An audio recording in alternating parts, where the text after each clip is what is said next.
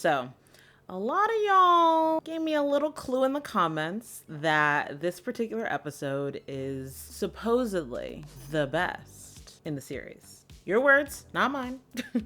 Trying not to have like insane expectations based on those comments, but I mean, on an already 10 out of 10 show, if you say this is an 11 out of 10 episode, I'm gonna be excited for it.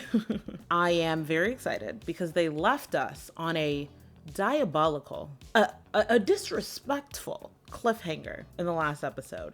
So I'm ready to jump right into it. So with that, Interview with the Vampire, season 2, episode 5.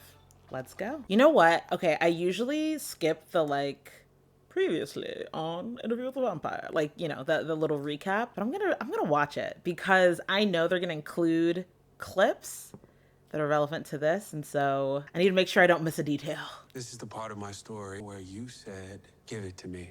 You weren't always a vampire. That's my voice, but I don't remember it. The boy we met in San Francisco, he's still in there. Oh my god, I'm so excited for the San Francisco reveal. It's gonna be insane. Are an admitted performance. Give it to me. I won't waste it. Tapes are an admitted performance.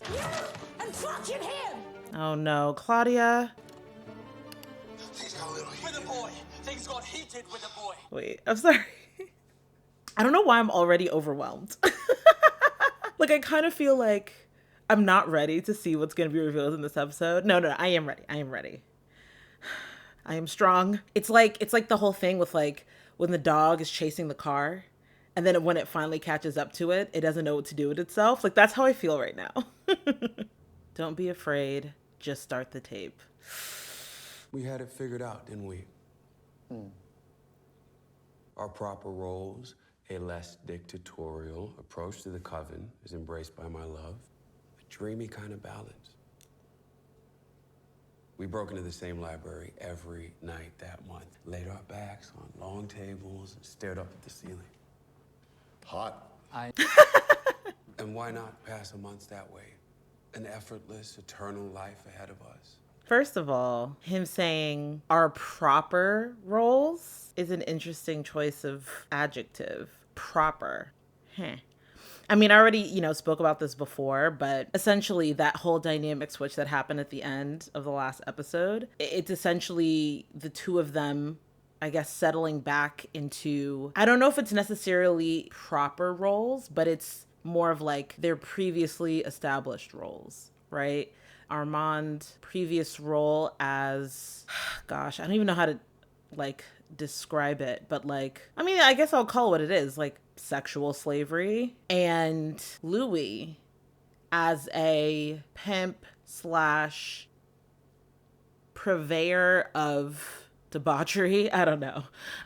A bit of a gangster-ish, maybe a little bit, a ruffian. I don't know. There are probably a lot of ways you can describe it. But so it's like, it feels like both of them for a period of time adopted these roles or these demeanors that are, I guess, oppositional to who they were, who they had to be in the past. So I don't know if I'd call them proper roles, but I guess maybe they are roles that each of them is more experienced and perhaps more comfortable in. I don't know. But the way that like that Louis is like saying it and like they're both like smiling and giggly about it makes me uncomfortable. Dictatorial approach to the coven.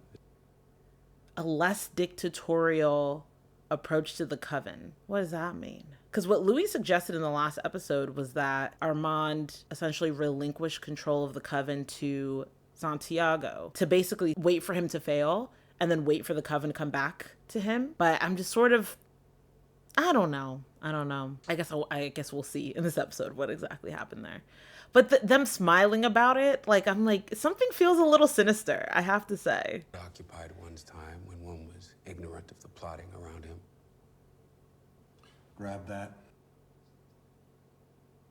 I'm sorry. Grab what? Oh, it's just a note to my assistant. It's nothing. What did you want to grab, Daniel?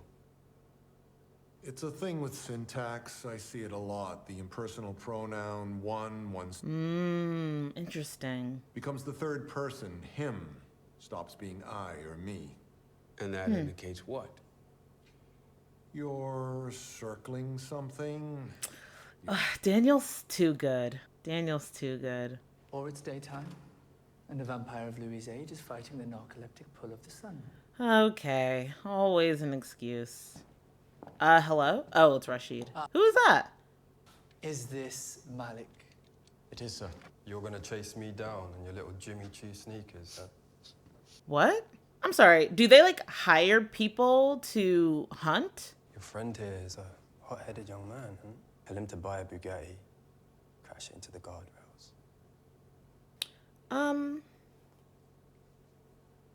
What? What was Yeah, that? what the hell was that? Armand rarely eats. So when he does, he prefers to hunt. Okay, yeah, that's what I thought. If he makes it on foot to Jumeirah Mosque by evening, he'll be paid enough crypto to Oh. most anything he wants.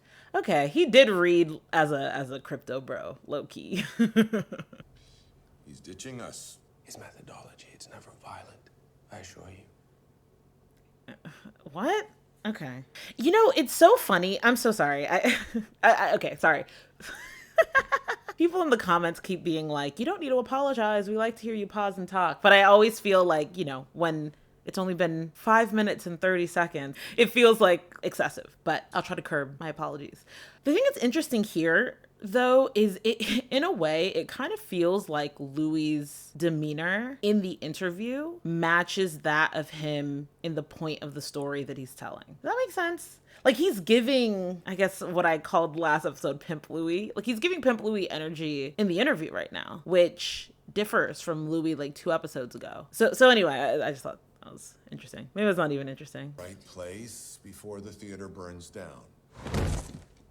What the fuck? Dad's Playboy magazine sold them at recent. Reveal it! Huh? A little deceitful, but it's enterprising. Is that what makes you fascinating? The coffin! In high school, Wait. Louis saying I'm sorry. The coffin. Oh, okay. They did mention, or like it was one of the one of the things we did hear in the last episode was Armand saying something to Louis along like, it's morning. And Louis was like, oh, I lost track of time or something like that. So I'm like, is he like torturing Louis in the sun at this like moment in San Francisco? Because the way, I mean, Louis sounds like he's in pain or like he's suffering from something. I need to see what the hell happened here. she had a paper bag Daniel. over her head. She agreed, and you did it. Daniel. Oh, cover that up, sir. Is your boyfriend's lunch again? An hour, 2 at most. Oh, is he gonna ask him? This is the best opportunity he has. This time I won't save your life. Armand saved you from me in 1973. He ripped you off me, dumped me in a drug den. Yes. 500 years, hundreds of thousands of kills. How often has Armand spared a life? Yeah, and why? Armand could see I was partial to you.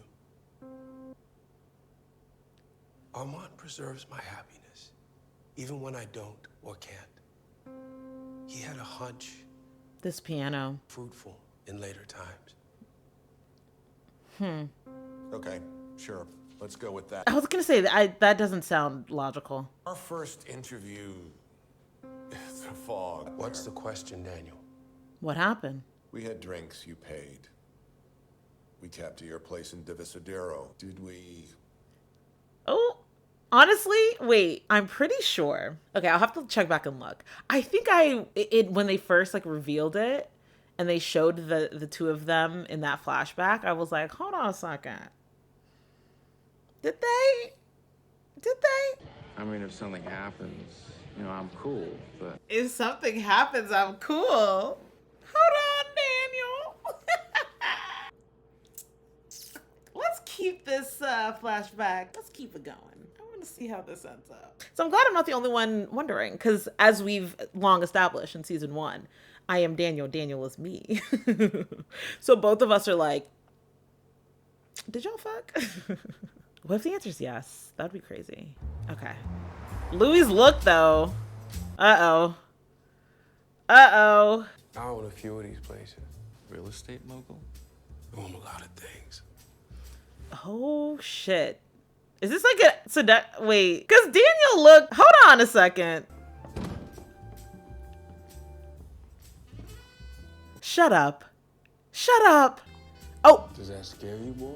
Okay, that makes more sense. So you climb in it, close the lid, and bang? Okay. I mean, I'm in countercultures. Oh, because it's the 70s, I can completely understand why Daniel's just like, oh yeah, this is like, you know, he's just a freaky frog. He's just, you know, he's just into an alternative lifestyle. But yeah, sir, it's a little more than that. Backgammon? Well, that's Money? wholesome. Old-timey fun from the Sasanian Empire. Oh, drugs? Oh God. Manipulating a drug addict like that is fucked up. All of your slickness at the bar, all that's gone. What do I seem like now, boy? I hate him calling him boy. Cocaine's a fun boy's drug. I'm not fun. All right, suit yourself. Can they get impacted by drugs? Vampires? I prefer you like this, all dark and real. Maybe I could cheer you up. Daniel! Fulfilling my side of the social contract. Do you normally interview your subjects with your shirt off? Huh? Daniel was so ready. No. Okay. Dang it. I was kind of hoping they did. San Francisco. Psychedelics, disco biscuits. You offered something Different? off the menu. You specialize in low-end real estate. I like predicting what overlooked product will flourish in time. Oh my God, he must be so rich. Did you gravitate to San Fran as a hub for homophiles? Paris, in the 1940s, was the more formative liberation for me. Take this seriously. I am. My thing is, if you want to have a serious interview, I think getting the person fucked up on cocaine, well, actually, maybe not. I was gonna be like, you know, if you want them to be really sober, mentally sober, you know, you gotta keep them actually sober. But at the same time, it's like, I'm sure many a great interview was done on coke, so maybe not. Was he not recording it? Put a tape in. Daniel. See, that's what I mean.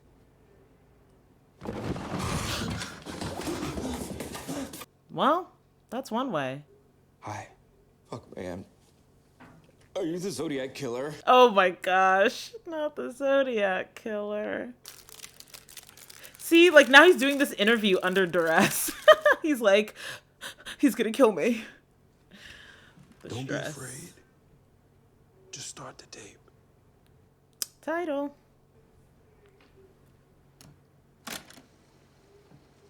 So, how long have you been a vampire? Right? Is that his first question? You weren't always a vampire. Oh yeah, that's what it was. You weren't always a vampire. No. I was a 33-year-old man when I became a vampire. So crazy to see a visual to that we've heard, like audio that we've heard multiple times. I remember most. So eager you were to spill. No coaxing on my part. No journalism per se. You were terrified of me, Daniel. You were lonely, Louis. You weren't thrill-seeking. You were floundering. Just leading, Daniel. I have some outstanding questions about 1973. Why you talked to me in the first place? You had curiosity, swagger. Nah. I would chat for a few hours, and then who would come looking if another drug-addled homophile disappeared? I want 20 minutes. For me. I want to know, for me, what happened between us. Okay. This piano again. What's the next thing you remember? Jesus. You eviscerating Lestat. Stripped away his superficial charms. Lestat was trivial, vapid, vulgar, maniacal, blind and sterile and contemptible. Okay. Well, okay. Daniel seems more at ease now. I think, honestly, no offense to Louis, I think hearing him whine for like hours and hours about like, man, you know, my ex, I feel like I'd be like, okay, this man's not gonna kill me. He seems a little too pathetic. He appeared frail and stupid. Frail and stupid? For all that Lestat boasted about his love of music, he played without an iota of... Yeah, this is just... You were suggestible. I mean, he lured you in. Just by then, you paid a biblical price for your first love. That was astute, boy. You see? You were nimble-minded even back then. Something else that's also interesting is like, how long has it been? Like, why now? Why 1973 in San Francisco? You know, like what was the like what was weighing so heavy on his heart after, I don't know, what, 30 years or something? Like, why? And 30 years, I guess, with Armand, or maybe a little less. Like, why? Why now? You, do the fang thing again? Okay, yeah, maybe it was a little dumb. If I had been an actual journalist and, you know, not fried on coke and lewds, I would have realized what a dangerously unstable psyche I was with. What that happened was you detonated. Not him recording an interview with the TV on. Where? Watched Claudia disappear into the night. I'm kind of with her. Get off that bench, brother. I pictured her He's like not even into it anymore. carrying her off into her future. A future I would be absent from. Or you just pick yourself up. Stay behind. And I knew within seconds it was the only choice. And then what? Then what? Ew. This piano. All I had to do was watch the sun come up, purify the putrid soul. Are you kidding me? What, you were just... Oh, this part. I mean, we gotta carry all this shit, and you had to take it out, and you were just gonna throw it away? You've overstepped now, boy. You were given the gift, and I've been hearing you bitch the night away about it. And since you used the past tense about her, I figured She's... And give it to me. I won't waste it. I think you could use me. I could be your Lestat, your Claudia. Oh, but God. better. I mean, I got a little bit of both of them in me, plus a few things they don't. Oh, Lord. After all I've told you is what you asked for, boy! I mean, you've forgotten, man. I mean, you don't understand the meaning of your own story. I overreacted. Not sure that killing me was a totally warranted. Right. Definitely not. Why do you throw? I deserve to have my ass A kicked. scoop. For the sheer number of times I said, and then what? All the drugs in your blood, it all went back into me. Probably. Oh. I have a surprise for you. Oh, is he gonna play the audio? Is that our original interview? Turns out I had a copy saved in the cloud. Oh, because he did. Oh, because I just remembered in, was it the first episode? He threw the tapes in the trash and Louis set them on fire. So is there a reason for that? Like, I think in that moment, it felt like it was like symbolically like we're starting over, right? We're leaving the past and what we discussed in the past. And now we're starting this interview anew. But like, I don't know, something about Louis' reaction to seeing the audio of their initial interview still existing somewhere shows to me that like there's some manipulation happening here. Well, my researcher, assistant. My assistant. Listen.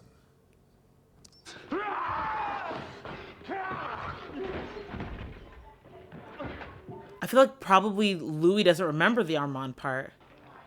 Oh, shit. Oh my God, he's actually draining. Oh. That's Armand saving me.